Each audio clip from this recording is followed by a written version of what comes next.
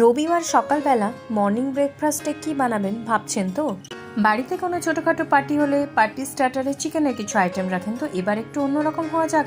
Hello guys, welcome to my channel. আজকে নতুন recipe নিয়ে আবারও হাজির হয়ে গেছি। চলো তাহলে রেসিপিতে আসা যাক। চিজ গার্লিক ব্রেড বানানোর জন্যই প্রথমেই বাটার নিয়ে নিয়েছি, এরপর রসুনগুলোকে ছাড়িয়ে গ্রেট করে নিয়েছি, তারপর চিলি ফ্লেক্স দিয়ে দিলাম আর অরিগানো দিয়ে দিলাম, আর অল্প কিছু ধনেপাতা দিয়ে ভালোভাবে মিক্স করে নেব। এই রেসিপিটা খুব কম সময়ে বানানো যায়, বাচ্চা থেকে বড় সবার ভালো লাগবে, একদম কথা দিচ্ছি আমি। সবাই একদম প্লেট ফাঁকা করে দেবে আর আপনার প্রশংসায় পঞ্চমুখ হবে।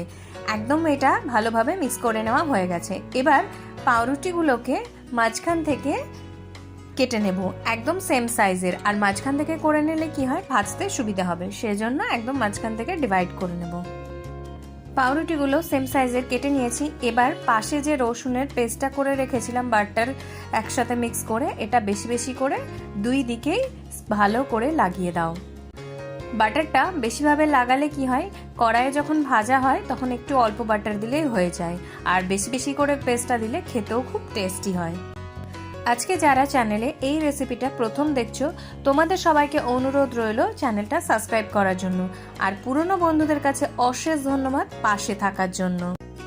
এবার একটা কড়াইয়ে অল্প বাটারটাকে দিয়ে দিলাম, ভালোভাবে গলে গেলে এবার একটা একটা করে পিস পাউরুটিগুলো ভালো করে দুপিঠ দিয়ে ভেজে নেব। আর তোমরা চাইলে বেশি করে বাটার দিয়ে একসাথে অনেকগুলো পিস ভাজতে পারো। সব ব্রেডগুলো আমার খুব ভালোভাবে ভাজা হয়ে গেছে। এটা একদম লাস্টের, এটা যেহেতু চিজ দিয়ে করব ওই জন্য আমি দেখালাম। চিজটাকে খুব ভালোভাবে ছোট ছোট করে গ্রেট করে নিলাম আর সবগুলো ব্রেডের ওপর স্প্রেড করে দিলাম। এবার ঢাকা দিয়ে 1 মিনিট মতো রেখে দেবো কম আছে, আর তাহলেই চিজ গার্লিক ব্রেড রেডি হয়ে যাবে একদম। প্লেটে যেগুলো তোমরা দেখতে পাচ্ছ এগুলো চিজ ছাড়া, ওটা আমি আলাদা করে রেখেছি। দেখো কত লোভনীয় দেখতে হয়েছে। এই গরমে এত কম সময়ে যদি এত ভালো একটা রেসিপি বানানো যায় তাহলে তো আর কথাই নেই। বন্ধুরা, এই রেসিপিটা তোমরা অবশ্যই বাড়িতে একবার ট্রাই করো, আর আমাকে কমেন্টে জানাও তোমাদের এই রেসিপিটা কেমন লাগলো। যদি ভালো লেগে থাকে তাহলে লাইক করো, কমেন্ট করো, আর শেয়ার করতে কিন্তু একদম ভুলো না। অবশ্যই আমার চ্যানেলটা সাবস্ক্রাইব করতেও কিন্তু ভুলবে না।